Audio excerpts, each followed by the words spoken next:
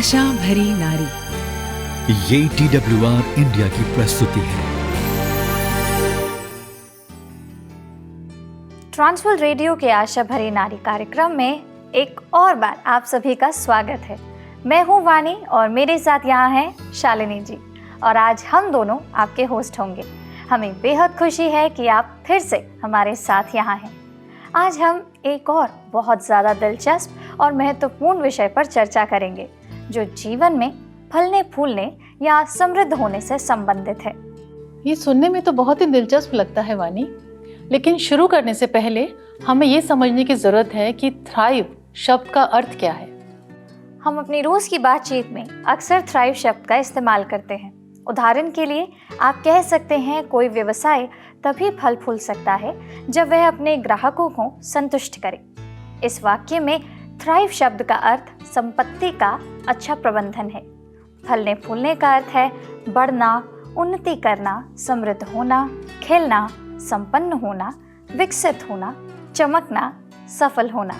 दूसरी ओर जीवित रहने का अर्थ केवल जीवित रहना या अस्तित्व में बने रहना है। धर्मनिरपेक्ष अर्थों में फलने फूलने के बारे में दो अवधारणाएं शामिल हैं, विकास और सफलता। ये आपके करियर, आय, व्यवसाय आदि जैसे विशेष क्षेत्रों से संबंधित हो सकते हैं। वैसे शालिनी जी, आप हमें ये बताइए कि आपको KFC चिकन में सबसे ज़्यादा क्या पसंद है? KFC चिकन, ये तो मुझे बहुत ही पसंद है और ये कितना स्वादिष्ट होता है। मैं आपको बताऊं, जब भी हम KFC की दुकान के सामने से गुजरते हैं, मेरे बच्चे तो KFC चिकन के लिए बिल्कुल ही पागल हो जाते हैं।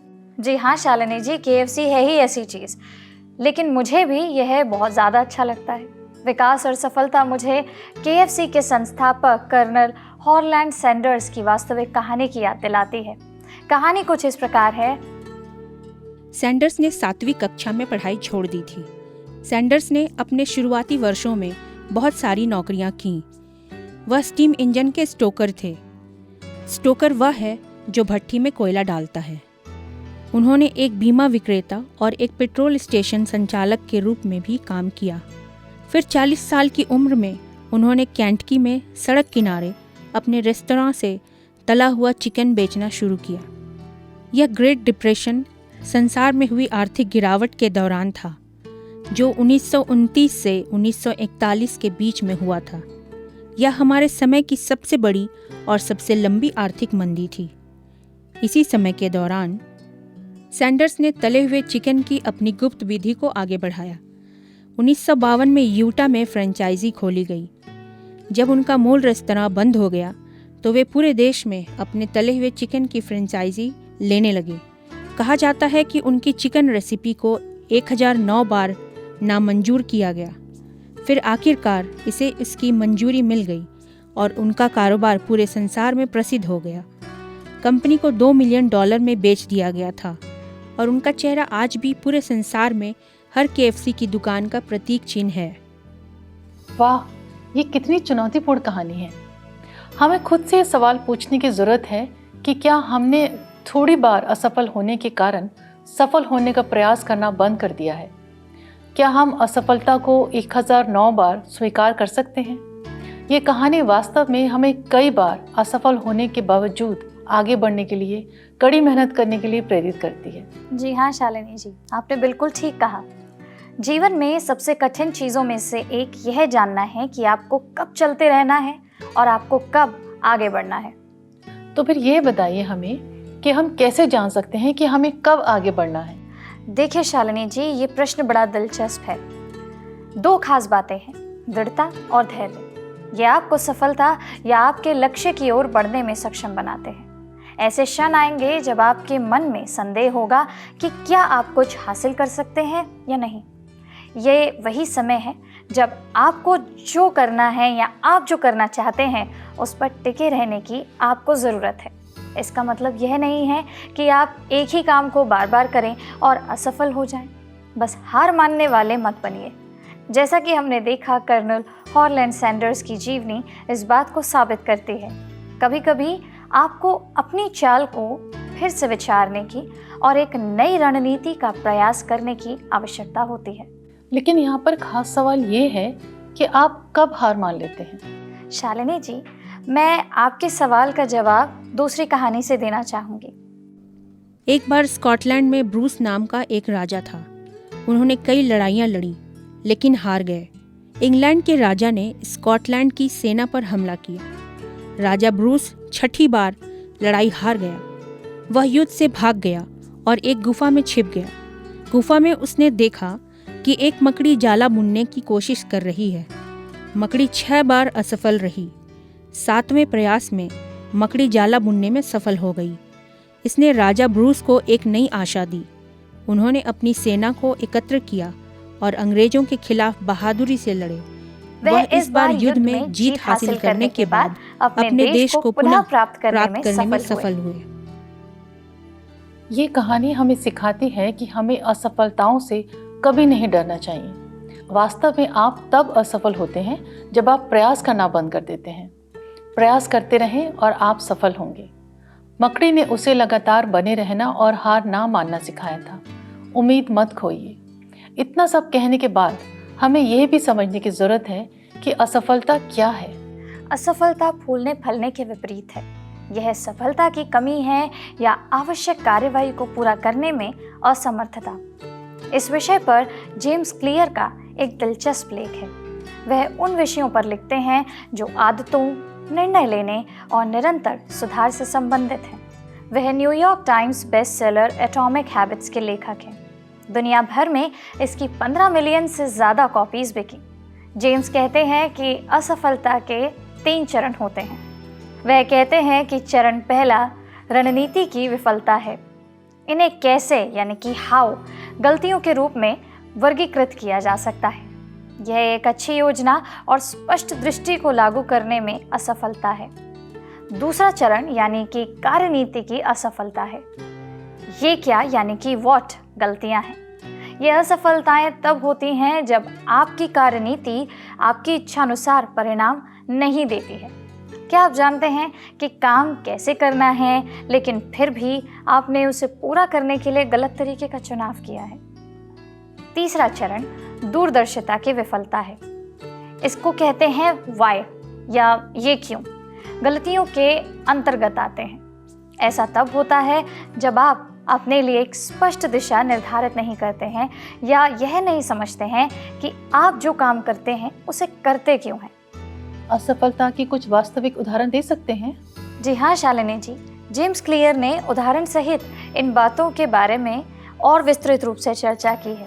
जिस पहले चरण के बारे में हमने बात करी थी उसी के उदाहरण को देखते हैं। सैम कारपेंटर, एक छोटे व्यवसाय के स्वामी, ने एक संघर्षरत व्यवसाय को खरीदने के लिए $5,000 का नगद भुगतान, यह कह सकते हैं कि डाउन पेमेंट किया। उन्होंने इसका नाम सेंटेट्रेल रखा, जहां 24 घंटे टेलीफोन जवाबी सेवा प्रदान की जाती थी। वे अपने कर्मचारी को भुगतान करने में असमर्थ रहे, जो लगातार काम करने के लिए तैयार था। जब सैम ने कंपनी खरीदी तो उन्हें उम्मीद थी कि वह संयुक्त राज्य अमेरिका में सबसे बेहतरीन टेलीफोन जवाबी सेवा देने के काबिल ठहरेंगे। उन्होंने इस कठिन और थकाने वाले काम का पूरा भार अपने ऊपर ले लिया था।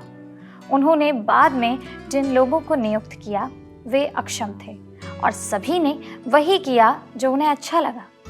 फिर उन्होंने एक मैनुअल बनाया जिसे कर्मचारी पढ़ सकते थे और उससे सीख सकते थे। कारपेंटर का काम कम हुआ और आज उनके पास 60 कर्मचारी हैं।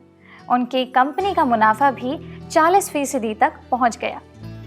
ये बात तो बहुत ही दिलचस्प है कि सैम कारपेंटर ने कर्मचारी के लिए बनाए गए मैनुअल के साथ समस्या को कैसे ठीक कर लिया। जी हाँ शालिनी जी, बिल्कुल ठीक बात पकड़ी आपने यहाँ पर। असफलता का दूसरा चरण कार्यनीति से संबंधित है। आप अमेज़न कंपनी से तो परिचित होंगी? जी हाँ बिल्कुल, ये ऑनलाइन सामान बेचने में लोगों की मदद करते हैं। जी हाँ शालिनी जी, और इसके साथ साथ अमेज़न के संस्थापक जेफ बेजोस ने 1999 में घोषणा की थी कि कंपनी कुछ भी ऑनलाइन बेचेगी।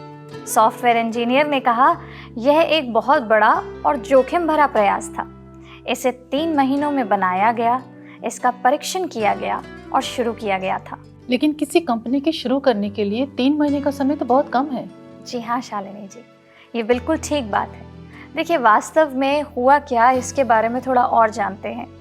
शुरू करने के ठीक 6 महीने बाद प्रबंधन को या प्रबंधक को एहसास हुआ कि परियोजना असफल हो रही है। उन्होंने अन्य तरीकों की कोशिश की, जैसे कि अमेज़न जी शॉप्स। यह भी असफल रही। दिसंबर 2014 में बेजोस ने स्वीकार किया कि उन्हें अरबों डॉलर का नुकसान हुआ है। तो फिर उन्होंने अपनी असफलता को कैसे ठीक किया? शालिनी जी, उसके बाद उन्होंने एक नया ऑफर शुरू किया, अमेज़न मार्केट प्लेस, या कह सकते हैं अमेज़न बाजार, जिसने विक्रेताओं को पुराने उत्पादों के साथ साथ नए उत्पादों का विज्ञापन करने की अनुमति दी। यह एक सफलता थी। 2015 तक अमेज़न मार्केट प्लेस ने $160 बिलियन की बिक्री की। उन्होंने तत्काल शुरुआत करके, लागत में कटौती करके और जल्दी से सुधार करके कार्यनीति की असफलताओं को ठीक किया था। वे फलने फूलने लगे। अब असफलता का तीसरा चरण है दूरदर्शिता की असफलता से संबंधित। वानी, क्या आप इसका कोई उदाहरण दे सकती हैं? जी हाँ शालिनी जी। रॉल्फ वॉल्डो एमर्सन का जन्म मैसाचुसेट्स में 1803 में हुआ था। उनके पिता यूनिटेरियन चर्च में सेवारत थे। एमर्सन हार्वर्ड गए और पादरी बन गए। चर्च के साथ कुछ समय तक काम करने के बाद एमर्सन कुछ शिक्षाओं से दृढ़ता से असहमत थे और चर्च के अगुओं के साथ बहस करते थे। उन्होंने 1832 में चर्च से इस्तीफा दे दिया और पूरे यूरोप की यात्रा की। जब वे अमेरिका लौटे तो उन्होंने एक क्लब की स्थापना की, जहां बहुत बुद्धिमान लोग, या कह सकते हैं बुद्धिजीवी, एकत्रित हुए और दर्शन शास्त्र यानी कि फिलॉसफी, संस्कृति, विज्ञान और अमेरिकी समाज में सुधार पर चर्चा हुई। उन्होंने अपना शेष जीवन पुस्तकें लिखने में बिताया। मैं देख सकती हूँ कि उनकी दूरदर्शिता असफल क्यों हुई। उन्होंने शुरुआत तो एक पादरी के रूप में करी, लेकिन दर्शन शास्त्र पुस्तकों के लेखक बन गए। इस समस्या को कैसे ठीक किया जा सकता है? जी हाँ शालिनी जी, अपने जीवन की फिर से जांच करना बेहद ज़रूरी है। यही हम यहाँ सीखते हैं। उन चीज़ों की पहचान करें जिन्हें आप बदल नहीं सकते और आलोचना के लिए जगह दीजिए। एमर्सन ने कई बच्चों की तरह आंखें बंद करके अपने पिता की दूरदर्शिता का अनुसरण किया था। किसी के नज़रिए को अपनाने से आपका खुद का सपना पूरा होने में असफलता हाथ लग सकती है, लेकिन एक बार जब आप अपनी दूरदर्शिता के प्रति आश्वस्त हो जाते हैं तो आप इसे शायद ही कभी खोएंगे। तो वानी, आप मुझे ये बताएं कि हम कैसे फले फूलें?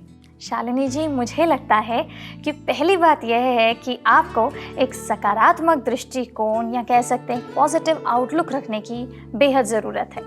फलने फूलने के लिए आपको आशावादी होना चाहिए। बहुत से लोग हैं जो अपने भविष्य को लेकर बेचैन और चिंतित होते हैं। किसी हद तक चिंता करना स्वाभाविक है, लेकिन निरंतर चिंता करना हमारे शारीरिक और आत्मिक जीवन के लिए हानिकारक हो सकता है। जब आप चिंता करते हैं तो आपको इसके बारे में कुछ करने की आवश्यकता है। अपने आप से पूछिए कि आपको क्या परेशान कर रहा है और आप इस समस्या से कैसे निपटेंगे। जब तक हम इस दुनिया में हैं तब तक चिंता स्वाभाविक है। हमें पैसों की, बच्चों की पढ़ाई की, या अपने आस पड़ोस के, ऑफिस के झगड़ालू लोगों की चिंता हो सकती है। जब आपको पता चल जाए कि आपको क्या चिंता है तो संभावित समाधानों के बारे में सोचिए और उन्हें लागू करने का प्रयास कीजिए। किसी ने कहा है, आज वही कल है जिसके लिए तुम कल चिंता कर रहे थे। एक समय में एक दिन ही जियो। हमारे प्रभु ने हमें कल के बारे में चिंता ना करने का आश्वासन दिया, क्योंकि परमेश्वर जानता है कि हमें क्या चाहिए और वह अपने भरपूर अनुग्रह और इच्छा के अनुसार देगा। फलने फूलने में जुनून यानी जोर से सीखना भी शामिल है ना? जब आप सीखते हैं तो आप बढ़ते हैं, इसलिए आपको अपने जुनून और पसंद के क्षेत्रों पर ध्यान केंद्रित करने की आवश्यकता है। हम यहाँ अपने स्वार्थी हित के बारे में बात नहीं कर रहे हैं जो हमें विनाश की ओर ले जाएगा। सकारात्मक जुनून वह है जो किसी व्यक्ति को उसकी सफलता की ओर ले जाते हैं। इन्हें परमेश्वर द्वारा दिए उपहारों और गुणों के साथ पाया जा सकता है। क्या आपके पास पढ़ाने का, प्रोत्साहित करने का, उपदेश देने का, सलाह देने का, संगीत का, प्रशासन का और लिखने आदि का उपहार है? इन उपहारों और गुणों को सीखें और उन्हें अपने चर्च और परिवार के दूसरे लोगों के लाभ के लिए उपयोग करें। यह आपको परमेश्वर की सहायता से फलने फूलने में सक्षम करेगा।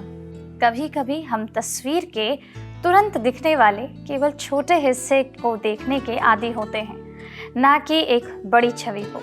मैं आपको एक ऐसे व्यक्ति की कहानी बताती हूँ आज, जो ऐसे घर के पास से गुजरा जो अभी बन ही रहा था।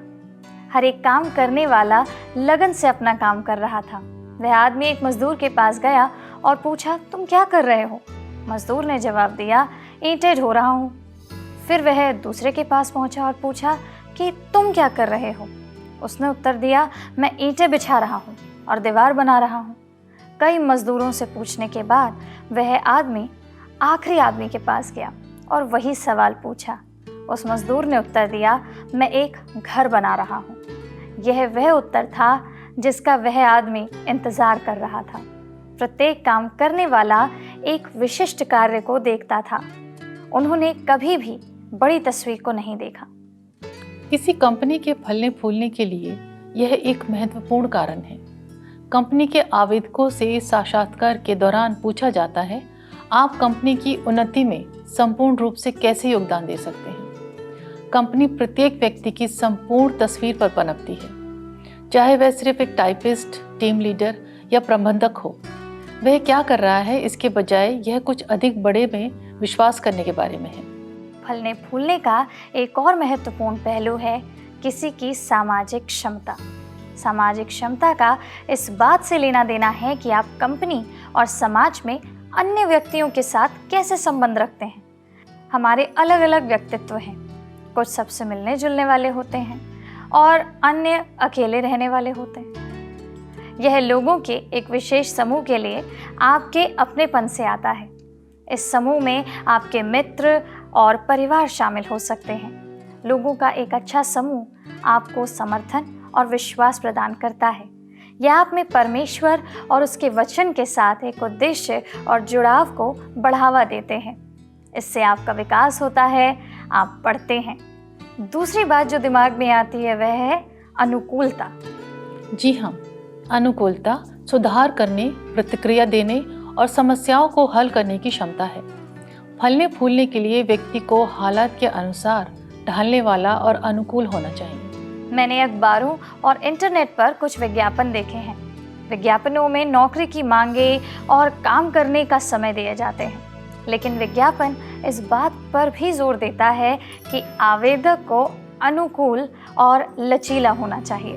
उदाहरण के लिए, यदि काम के घंटे सुबह 9 बजे से शाम 7 बजे तक हैं, तो उसे असाइनमेंट पूरा करने के लिए काम के घंटों के बाद भी काम करने के लिए तैयार होना चाहिए।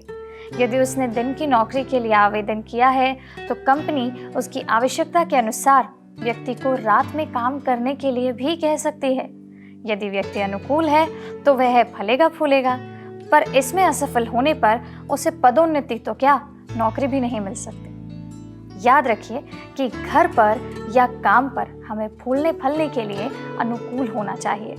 वाणी, फलने फूलने में प्रेरणा क्या भूमिका निभाती है? शालिनी जी, आप सोच के देखिए कि जब आप अपने घर पर अपना फेवरेट टीवी शो देख रही होती हैं, तो आप उससे संपन्न नहीं होते। इसके साथ साथ कुछ ऐसा होना चाहिए जो आपको उत्तेजित करे या आपको पनपने के लिए प्रेरित करे। वाणी, आपकी बात तो ठीक है, और वह क्या हो सकता है? शालिनी जी, हमारे हर दिन की कष्टकर गतिविधियों में मनोरंजन निश्चित रूप से जीवन का एक महत्वपूर्ण कारक है, लेकिन यह जीवन का केवल आराम का एक हिस्सा है। उदाहरण के लिए, यदि आप प्रेरित पौलुस की तरह दौड़ में भाग ले रहे हैं, तो आपको केवल आराम से अधिक की आवश्यकता है। आपको एक चुनौती की ज़रूरत है। चुनौती कड़ी मेहनत को गले लगाने का विचार है।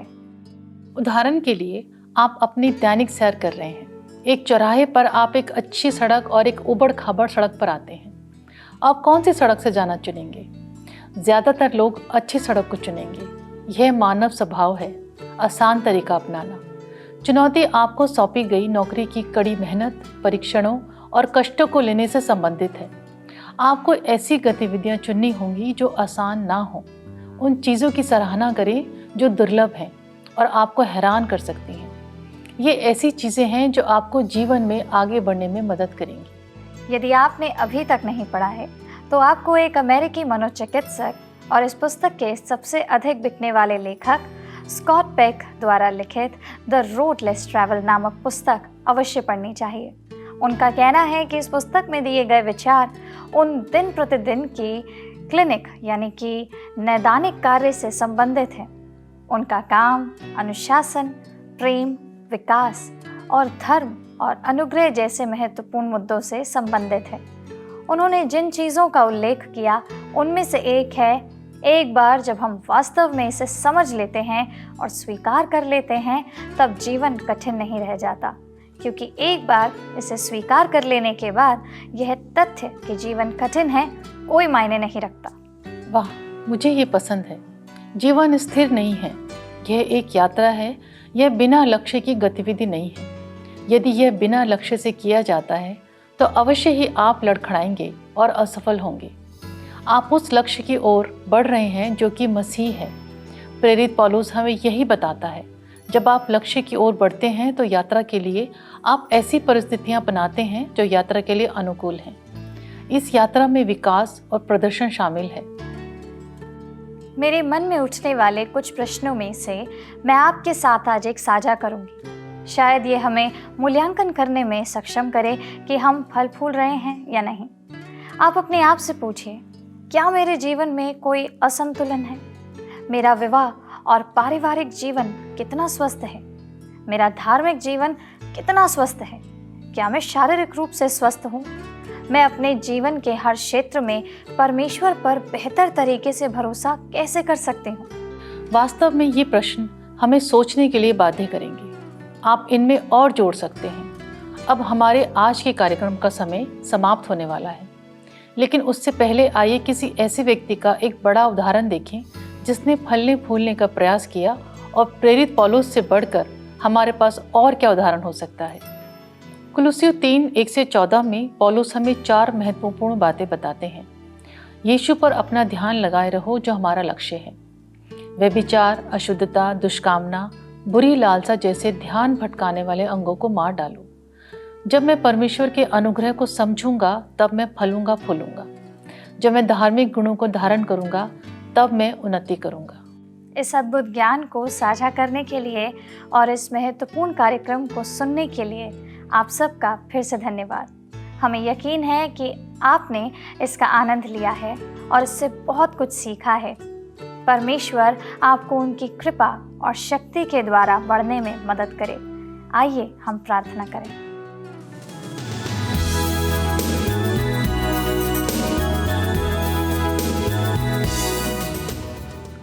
आइए हम प्रार्थना करें। धन्यवाद पिता परमेश्वर, हम आपका धन्यवाद करते हैं प्यारे प्रभु कि आपने हमें आज के इस वचन के द्वारा आशीषित किया है। परमेश्वर, हम चाहते हैं कि हर एक बात जो आज हमने आपके वचन के द्वारा सीखी है अपने जीवन में लागू कर सकें। जितने लोगों ने आज इस बात को सुना है, इस कार्यक्रम के माध्यम से आपकी बातों और आपके वचनों पर आज ध्यान केंद्रित किया है, होने दीजिए कि वो अपने जीवन में एक अनुशासन और आपके अनुग्रह को अपने जीवन में एक्सपीरियंस कर सके, उसका अनुभव कर सके। प्यारे प्रभु, हम प्रार्थना करते हैं कि हमें ऐसा बनाइए, हमें इतना सक्षम बनाइए कि हम कभी भी हार ना माने। जिस प्रकार आज कहानियों के माध्यम से और लोगों की जीवनी के माध्यम से हमें पता चला है कि हमें किस प्रकार आप पर अपना भरोसा रखना है, क्योंकि जो आप पर भरोसा रखते हैं वे अटल रहते हैं और वो कभी भी हार नहीं मानते। हमें मदद करिए ताकि हम उन गुणों को अपने अंदर और अपने जीवन के हर एक हिस्से पर लागू कर सकें, ताकि हम आपके ठहराए गए वारिस और आपके अनुग्रह के वारिस ठहरें। पिता, जितने लोगों ने इस कार्यक्रम को आज सुना है उनके जीवन को दिशा दीजिए ताकि वो आपकी बताई हुई बातों का सही तरीके से अनुसरण अपने जीवन में कर सके। सारी प्रार्थना को यीशु के नाम से मांगते हैं, आमीन।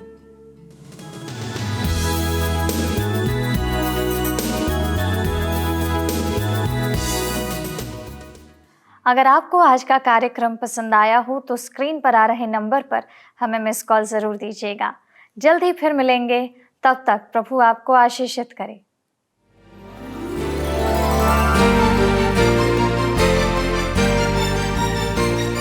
आशा भरी नारी, ये TWR इंडिया की प्रस्तुति है।